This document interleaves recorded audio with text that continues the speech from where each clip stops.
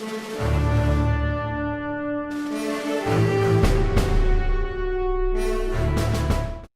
is American Roundtable. I'm Al Spry. And I'm Bill Strickler. Tough TV presents American Roundtable to you every Sunday morning at 9 a.m. and we are so glad to be here. We have a full gamut of groping stories. That's right. Tough TV is going to become groping TV after a few minutes of this show. No, not really, but let's talk a little bit today about Al Franken, who gave us a beautiful gift of stuff to talk about, along with Roy Moore. And we might even throw in George Bush Sr. to boot. What do you think? And all I know is I was raised in a family with my mom and my sisters, so these kind of issues really were not spoken about since I learned how to treat women with respect. I, too, treat women with respect, and so this is quite foreign to me, but I guess when you're a big-shot entertainer or politician, maybe you get a pass. We'll talk about this and a lot more. Stay tuned. This is Politics as Unusual. It's Tough TV's American Roundtable. This is American Roundtable, and I'm Al Spry. And I'm Bill Strickler. Bill, I just want to tell you that it's great to do this show with you here on a national TV network called Tough TV, and also in the Orlando area on TV 38. And it's just a lot of fun we've been having these last couple of years, haven't we? Well, we've been telling it the way that it is, and that's what people really need to hear. It's like the way we're talking to the audience now is how we would talk to them if we were in our living room. Why not just tell the truth, tell it the way that it is, and share some facts, and then you and I don't agree with everything, but that's a good thing. So let's start off with what I call Gropingate. Let's talk about our man Al Franken. So this Gropergate, I like this. This Gropergate. We should actually make this blow up the internet now. We're going to just call it Gropergate. And yeah, Al Franken. Who is this Al Franken for people that don't know, Bill? Well, Al Franken was a comedian, and I believe he was part of a comedy team. And then he became senator out of Minnesota. Yeah. Now, it doesn't mean that we don't know. I don't necessarily know too much about him in his political world, but you know, he was kind of like funny at times as a comedian, and I think that streak of trying to please or show off a little bit as a comedian still runs in his veins now.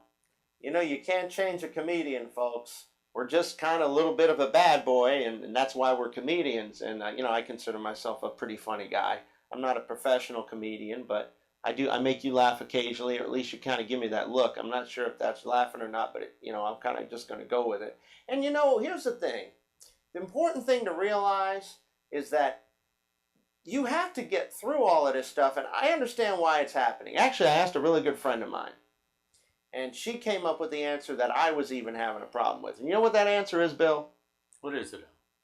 That answer is that when you have something pushed so far to one side, like women being put into the situations, becoming victimized. I mean, this is real stuff. And then, all of a sudden, finally the doors bust open. And I think it really started with the Bill Cosby stuff. And now it's open, and all these women are, and rightfully so, I believe them. I believe the women who have been sexually abused because it's more prevalent than a lot of people want to let on. So she told me that now it's going to go all the way to the other side, and then eventually kind of it finds itself back to the middle. What are your thoughts? Well, whenever you have men of power, and sometimes women too, that they try to take advantage of that. If it's in Hollywood, if it's in Washington, D.C., if it's in Orlando, Florida, just never know. This American Roundtable will have more on this and other cutting-edge stories for you. Welcome back to the American Roundtable. Let me tell you about this Al Franken business. I want to get back to this because there's a lot to this. I mean, here's a guy, for all intents and purposes, who's supposed to be pro-woman. You know, he's supposed to be very liberal and very liberally minded as far as like progressive thoughts on women. And now you got him doing like his hands on some woman's breast while she's asleep, which is really kind of creepy, actually. And I'm sure he never thought that photo would actually get out. But, you know, it's that kind of thing. And I'll ask you this, Bill, and this is just my question.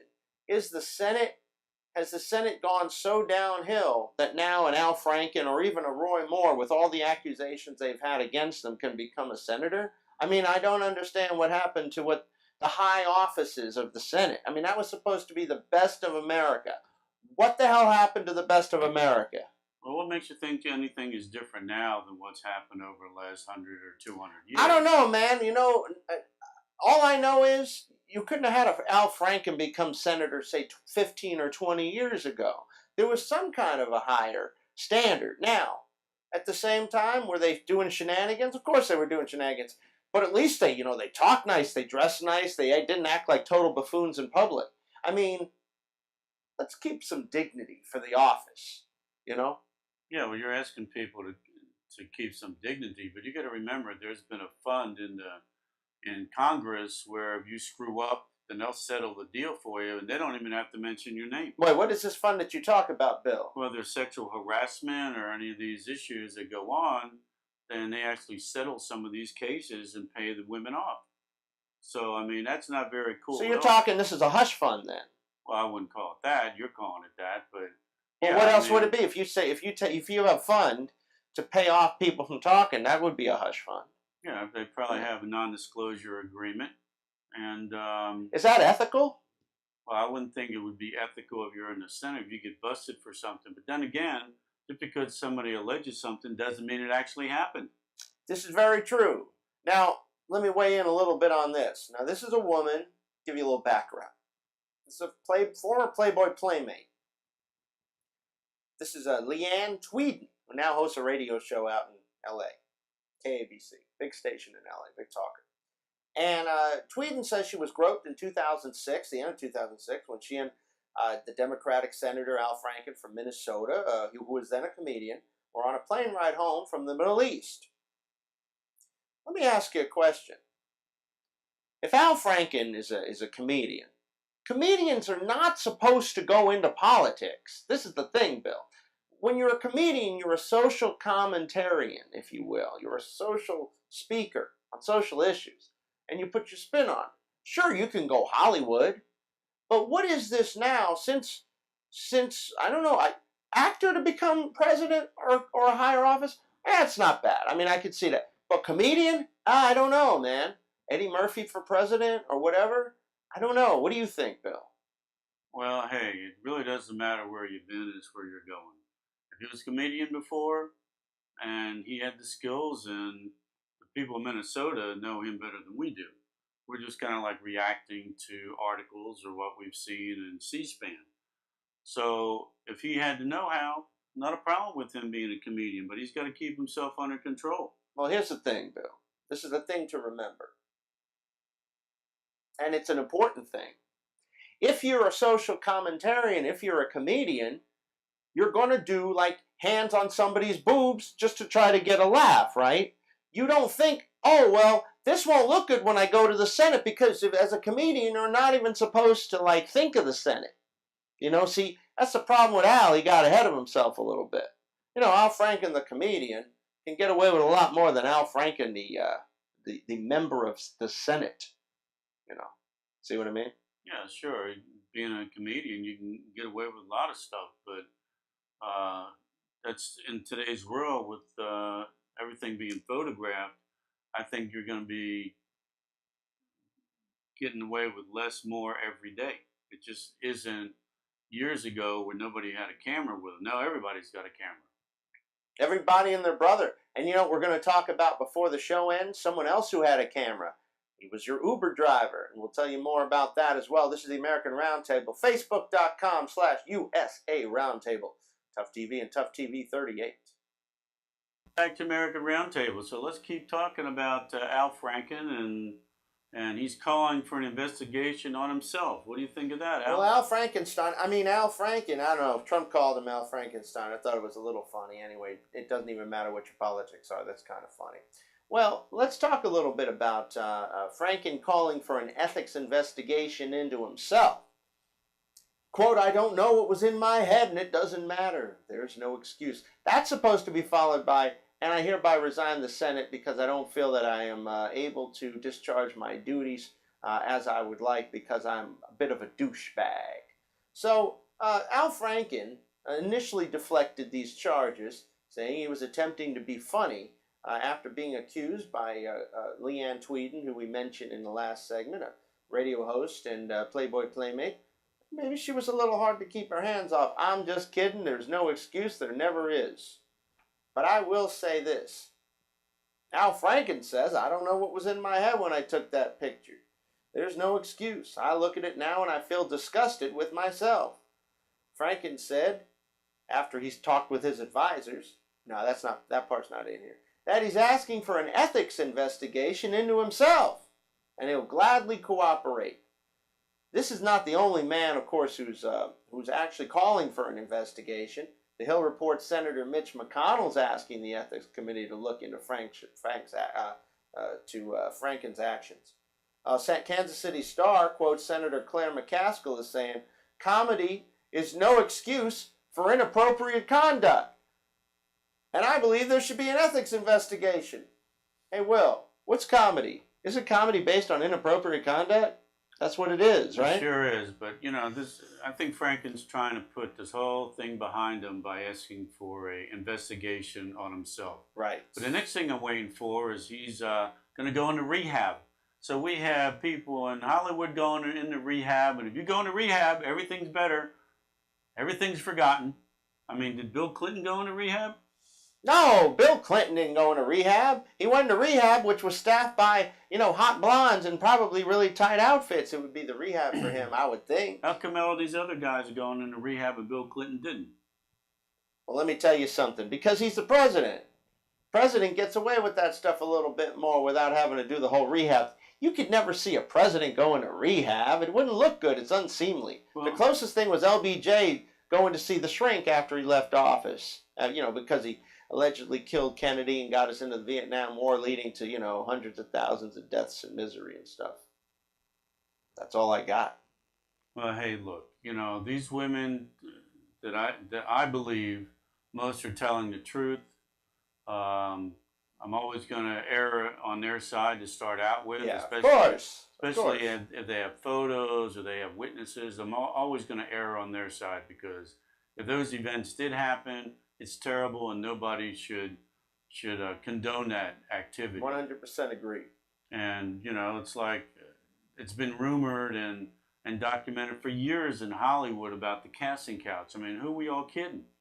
I mean, that stuff has been going on since the movie business started. But the alpha male with the power, the younger girls. I mean, that's been the whole situation for thousands of years. But this paradigm is changing, and I think rightfully so. Women are not chattel, women are not property. Women should be treated with respect and as equals because they are. The only thing separating a man from a woman is your gender. But this has been so, like you said, this has been kind of like the thing, huh?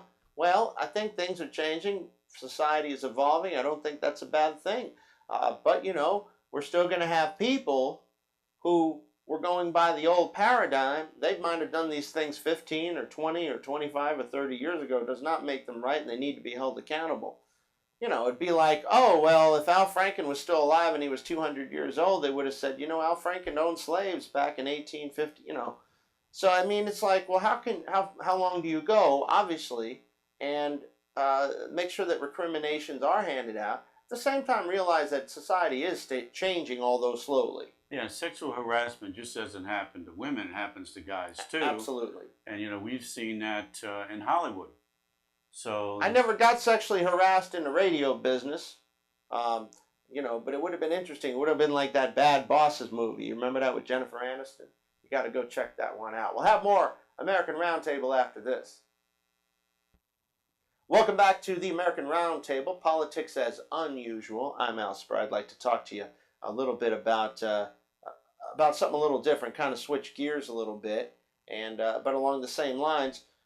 We're hearing a lot more about Hollywood actors being accused now. I'm not seeing any actresses, but I am seeing actors being called out, including, most shockingly, Bill Strickler, and I want to get your thoughts on this, Sylvester Stallone.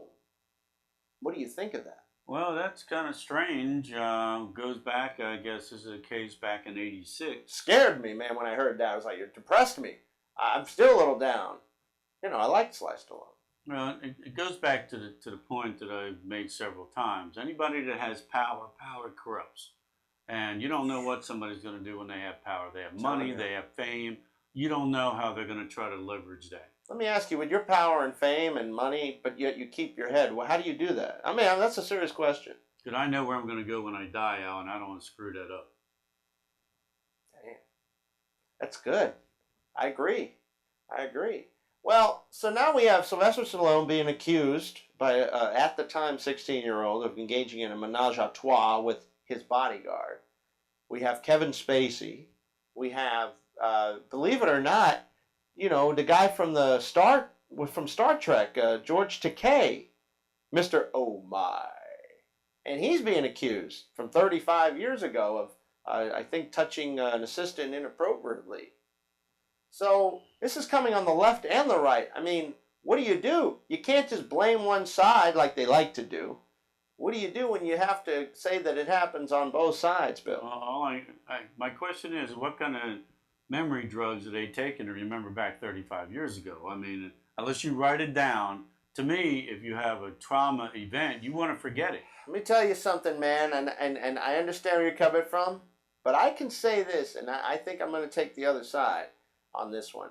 PTSD, there's still people reliving World War II from 70 years ago. So if a woman had something that affected her mentally that much, yeah, she's going to remember it 35 years later. She will. It's absolutely true. If it hit her that hard, you know, we all want to forget about bad things that happen to us, but some things stick around.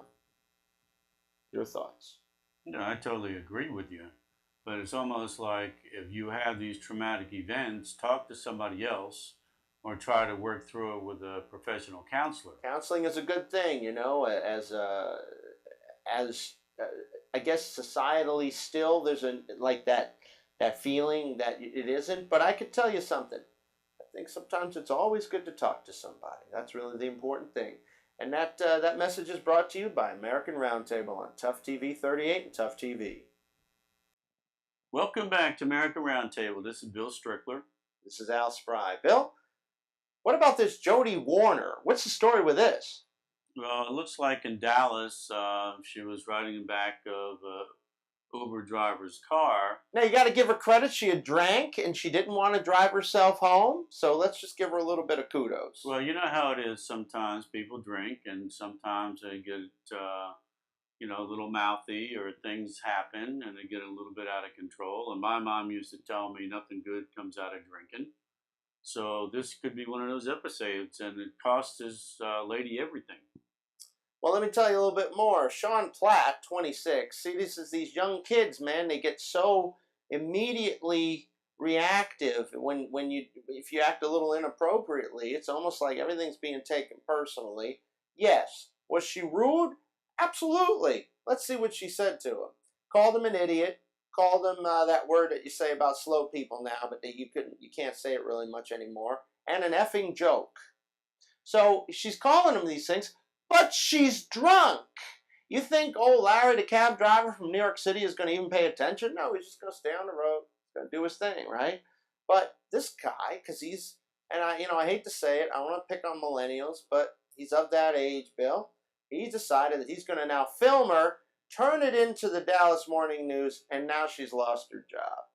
And this is a woman who was under the influence. I mean, she wasn't of her right mind. Okay. How about cutting her a little slack? Yeah, Cut her a little slack. Let's not put it all off on this driver, Sean Platt. That, he's not the one that was running his mouth. He's not the one that was drinking.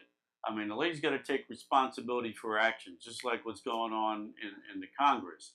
So if she's drinking and then she runs her mouth, even though she was losing control, which I think, if she lost her job, that's kind of like extreme, but they do have rules. And if you're in a position of power with the government, you got to make sure that you do it properly. I understand what you're saying, Bill, but sometimes people misbehave. This is the thing. Everyone wants everyone to act like an automaton, but sometimes you just misbehave, especially if you're under the influence. I say give her another shot, cut her a little slack, and I think she should write a written apology, of course, to the driver and say that I do it, publicly. But I don't think she should have lost her job. I think they ought to have some kind of Uber driver training, how to deal with difficult customers. And this could be one of the things that they bring up. What do you do when somebody is getting a little out of control and mouthy? I mean, I think this is a responsibility to be a Uber driver, a Lynx driver. This American Roundtable. We'll see you next Sunday. I'm Al Spry. And I'm Bill Strickland. Remember to keep it real. And keep it tough.